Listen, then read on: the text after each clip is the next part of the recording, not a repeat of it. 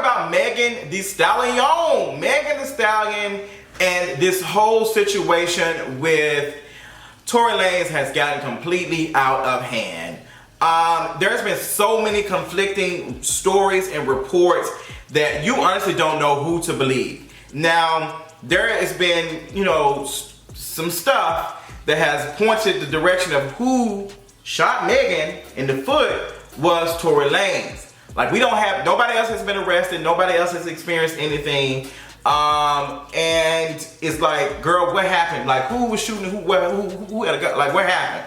So, even Megan Thee Stallion's producer, Jew, who produced the song Captain Hood, sent out some shots to Tory Lanez and said, girl, your day is a number, and deleted the tweet.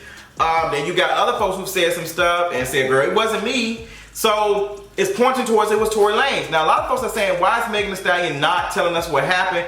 Why is she not doing any of these things? I think Megan Thee Stallion definitely does not want to get involved with police and Tory Lanez. I think that Megan is like, girl, I'm not finna snitch. I'm not finna do that. And she has that right. Maybe Megan Thee Stallion is an abolitionist and she doesn't realize it. Maybe she's a prison abolitionist. She's just like, I'm not finna get these folks involved. I'm not gonna get these police officers involved in that. Like, I see how he was moving, and I'm not gonna return the energy. And maybe she like, girl, the streets gonna handle it, cause the streets is mad. But they also say that Tory Lanez has a history of being like, I don't know, not necessarily angry, but he has a history of some type of abuse. They said one of his ex-girlfriends came out and accused him a while back of some of these things. Honestly, not hard for me to believe, because Tory Lanez is a man, and they've been able to do stuff and like, oh, that's just how men are. But I also know that Tory Lanez is very short. He's 5'3", and I think he probably does have a Napoleon complex where I need to be louder than my height or whatever. I get that from him. I don't trust him. And if it came out that he did do that to Megan Thee Stallion, it's gonna be a mess. I think this is like his second charge. I think he is, in the U.S. On some type of, I don't know, he can lose his citizenship or something, and he can be sent back to Canada.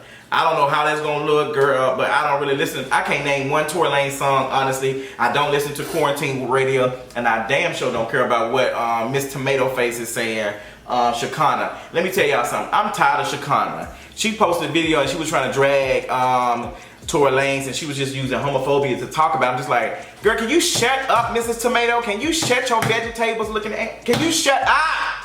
VeggieTales, shut up.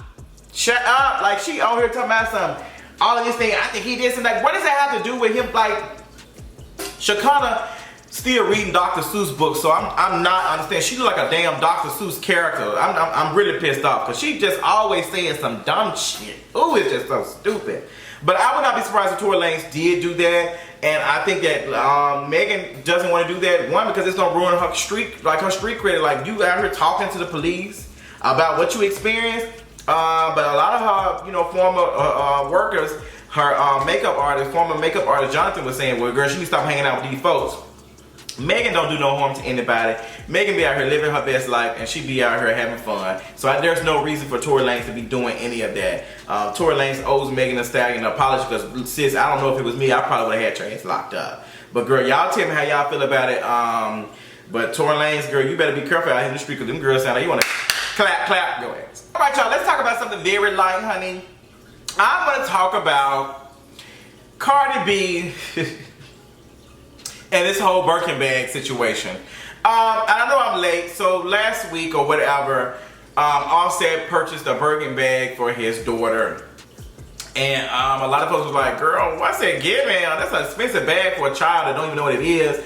And Cardi responded to the fans like she always does. Like, anytime somebody says something about her, she one of them celebrities to type her name up and do all of that. She came and said, like, girl, if I'm gonna be fly, I'm gonna be dressed in designer stuff, my child gonna match me too, match my bag. I'm like, okay, girl, I can get that, yes, because some folks like, girl, you got on $20,000 necklace and your child right here walking around in diapers and all that other stuff, but I don't think that's the case with Cardi B, because Cardi B is literally rich. What concerns me about Miss Cardi B is folks want to promote her and brand her as this most woke artist, or she knows what's going on and she's anti-capitalist, when she's on Twitter talking about hoarding wealth. Like, sis was literally on Twitter, talking about $30 million that, she doesn't have access to, but when she gets the access to these $30 million, she's just gonna let it sit in the bank. That's a lot of money. And people say, hey girl, like, sis, you gonna donate that money to somebody else? Like, what you gonna redistribute your wealth? And sis ain't gonna do that. As much as y'all want to brand Cardi B as that, she's not anti-capitalist. She's not. None of these celebrities are going to be any of that. None of these celebrities, they do not want to let go of that. They enjoy being at the top in their ivory towers and looking down on folks who do not have as much as they do. And I'm not saying that's Cardi B, but I'm saying that you cannot expect her to just let that go. Like, somebody made a joke and said, sis, be out here tweeting Bernie Sanders every once in a while, folks go up like, she's talking about people are dying, she's talking about COVID-19 and all these things, and folks say, oh, well, she sends money, she donates money. Girl, redistributing your wealth, as I said so many times before, it's not you giving out no $2 million through Fashion Nova or whatever, and having folks sending sympathy letters to you so you can send a $500 gift card to Walmart. It's you no longer being a millionaire, you no longer being a billionaire, you no longer hoarding that much wealth and resources. That's what that means. So you can't pick and choose, I'm gonna do a little bit of this. Like, Cardi has moved herself, she moved herself in these spaces talking about all of these things. She wants to be proactive and talk about these things. Then girl, okay, we're gonna hold your feet to the fire, sis. And she's not willing to do that. And I think she's gonna be struggling with it, like, oh girl, like y'all asking for too much. No girl, this is the work, this is what's going on, sacrifices. But a lot of you celebrities are interested in making those sacrifices because you still want to be on the top of that ivory tower. I.e. moving on to Nick Cannon. Come on, see how I worked that on the internet. Work this, okay? Nick Cannon. His whole thing with what happened on his podcast. I knew it was coming. I knew that it was coming. Nick Cannon was on his podcast talking that Hotep agenda. Listen, we can critique White Walkers without involving Jewish people. Jewish is a religion. Okay, there are black Jewish folks, there are Latinx Jewish folks, there are like plenty. Like, that doesn't belong to just one group of looking people or whatever you want to call it. So, if we want to talk about the ways in which White Walkers have terrorized this whole country, then we can talk about that. But we don't have to use eugenetics or whatever to prove our case and say, oh girl, we're magical, we got so much melanin, we out here vibrating on a different, like, stop doing that. Like, yes, black folks persevere, we do these things, we make stuff happen, but we should not have to make these things happen. We should not have to. I think sometimes, I've been learning and working on myself with doing it because I watched a YouTube video describing the strong black woman trope and how hurtful and harmful that is to black women. Like, if I expect every black woman to be strong and all that, like, there's some black women who are like, girl, I'm tired. Like, I'm putting so much extra stuff on them that they should not have to deal with. Like, they should be out here getting mental help and all this other, like, resources and stuff. But if we continue to make it seem like they're superhuman, we will not see them as human. So, with us trying to make it seem like we're superhumans and we all kings and queens and all these things, no, girl, we are human. We don't have to be extraordinary to deserve rights to live. We should not have to be extraordinary beings just to survive. Like, yes, we are the culture. People definitely benefit from us. But we don't have to say that we're superior in this eugenetic situation. Like, I'm just not here for that. And I don't believe Nick Cannon believed any of that stuff that he was saying. He was just talking to be talking. He was just talking. A lot of folks talk, and then when it's time to sacrifice, Nick Cannon was not going to sacrifice this stuff. He tried to play this. I need to provide for my kids. Nick Cannon, you got millions and millions of dollars. How much more money do you need? When everybody was on Twitter saying that, oh, he gonna take Wild 'N Out and take it somewhere else. Nick Cannon, this whole Hotep stuff, at least they would have told you to own your own stuff. How you out here dragging these folks and then you work for them? Like, that ain't making no sense. Like, you come in here dragging them and then you work for them, girl, and they shut you up. Instead of you being a big and bad and taking your Hotep ass and walking off, you bend to their will. You did. So even in the eyes of the Hotep stuff that you've been spewing, you look stupid and foolish. Okay? But I'm not here for any of that black Israelite stuff. I ain't here for all that. I don't need to be no black king, no black queen. I don't need to be saying simsalabim to be out here to live. I can be just as ordinary as everybody else. It's the same thing that we do when we talk about, oh my God, they did that, he was a victim of this, and he was on his way to go to college, and they was on their way, they was a smart person. They don't have to be an ideal citizen to live. None of that matters. We don't have to be extraordinary. Some of us are extraordinary, but we don't have to, this black excellence stuff, for us to live. These folks don't care about that. So, following celebrities like Nick Cannon, you are doomed to fail. Because you see at the end of the day, they're not willing to sacrifice anything. They're gonna throw you right under the bus. Like, oh girl, like once them folks start dropping and stuff, he sure put out that apology.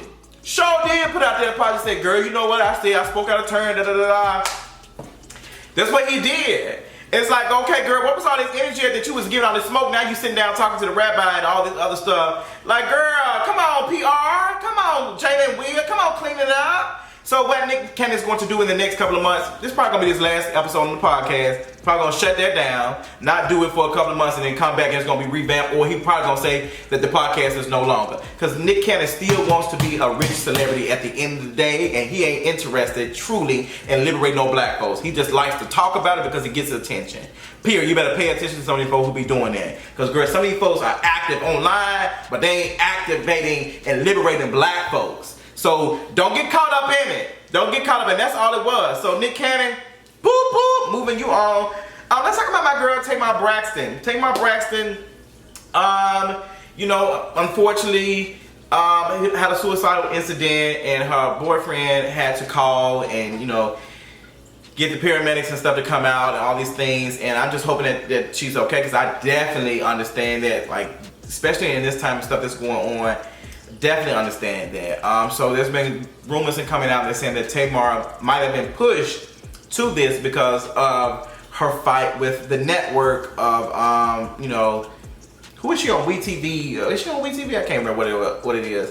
And the Braxtons have came out, and even Tamar has said that she does not get paid, like the Braxtons don't get paid the same amount of money as the Kim Kardashian crew and the Kardashians and stuff. Like, they get paid like 10 times as much more than the Braxtons do. And I definitely think that is true. I definitely think that them being white definitely helps them with that. But I'm gonna bag back just a little bit. And I was looking through the numbers. The Braxton Family Value show was only barely getting 1 million views per episode. 1 million viewers per episode. Keep Up with the Kardashians, they've been on 18 seasons. And they are getting still like 2 million, high 2 million views per episode. And they've had spin-offs that have been successful. Girl, y'all were barely able to get any spin-offs from the Braxtons. Like, I think we have to understand that it's like this crossover thing when folks say, well, you cross up the mainstream, you good. The majority of people who watch the Braxton Family Values are black folks. And black folks don't have as much disposable income compared to white folks. So even if, you know, they have 1 million, you know, view per episode, and the Braxtons have 1 million, the Braxtons demographic is different. They have more disposable income, and advertisers realize that, and they'll give them more money. And the Braxtons, you know, their primary audience are black folks. So from a business perspective, it ain't gonna do well. And I've already told y'all, like, capitalism is not gonna save black folks. It's just not. So I really can't even be like, oh girl, but pay them the same. It's like, yeah, but girl, it's gonna do what it's gonna do regardless. Like, these folks are going to find a way to make money regardless. So it is what it is. I hate that for Tamar Braxton, but I also hate how, moving on to NeNe Leakes, how she is trying to have a conversation about Tamar and factor herself and her experience and what's going on with True Entertainment over at Bravo, and how she's no longer going to probably be on Housewives of Atlanta. Like, she relates to what Tamar is going through. NeNe does this thing every time somebody's dealing with a tragedy. She somewhat makes herself into that. Like, I reckon, like she's like Tyra Banks type of tease. Like, oh girl, me too. It's not about you, NeNe. It's not about you at all, NeNe. It's about Tamar. And Tamar stuff is way different from you. It's probably the same. Y'all both probably have the same makeup. But they've also said that Tamar didn't like how she was being portrayed on her Get Your Life show. Like she is on that same But Tamar has been doing that for the longest. She has been that. That's all she's been selling since she's been on. I think it's just time for her to get out of reality TV. But at the end of the day, she got to pay some bills. She needs some money. So what do you do when the very thing that is killing you, you still want more of it? Woo! What do you do? Like, this is literally affecting you. You're affecting your mental space and all these things, but yet you still want more money from it. You still want to remain in it. Girl, it's time to let this reality TV stuff go. It's really taking you through there, Tamar, and I hate that for you. But it's time to let it go. Like, I definitely believe, you know, the good stuff that you've probably done on the show, they're not going to show that because don't nobody want to watch that. Unfortunately, like, that's not what you've showed us throughout your time on TV. So people are not interested in that. So it just is what it is. So, girl, I wish them the best. I hope Tamar pulls through. I think she's already has the last article I seen that she was doing good. She was responsive and all that. I wonder how that's going to go the next couple of months and will we see that on the show. I hope we don't. Do not put that on the show. And please do not use this to promote no show. Please don't. But these folks so interested, not necessarily her, but the network might. Because they did the same thing when her and Vince broke up and all that. So great, it's a mess. And I think they also did when she was fired from the Real. Yeah, they did. It's just a mess. So the girl, WeTV, just get her out of here. But I want to give y'all a little sickening, cute King of Reeds video, girl. We talked for about 20 minutes. We went in, we talked about some things. I hope y'all enjoyed the conversations that I had. I hope y'all loved everything that we talked about, girl. Let me know if there's some stuff that y'all want me to cover that I did not cover. Let me know in the comments, or, you know, send me a DM on Instagram. Do not email me about what you want me to talk about. Please don't. Send it to me on DM, on social media. That's the best way to get in contact with me. Emails are for business inquiries only. And also to the person who sent me some masks with the King of Reeds logo on it, please reach out to me. Please email me. Somebody made me a cute King of Reeds mask with the logo and everything on it, and I do not have their information. It was lost during the move and I cannot find it. So if that was you, please email me. If that was not you, please don't email me. Tell me so you can do it. But please, to the person who did that, that's all I got. Love y'all so much. Y'all make sure y'all staying safe, social distance, wash your hands, and until next time, I'll talk to you later. Bye. So that's a Stephen move. When Harriet Tubman never actually freed the slaves. She just had the slaves go work for other white people. Y'all, we leaving right now.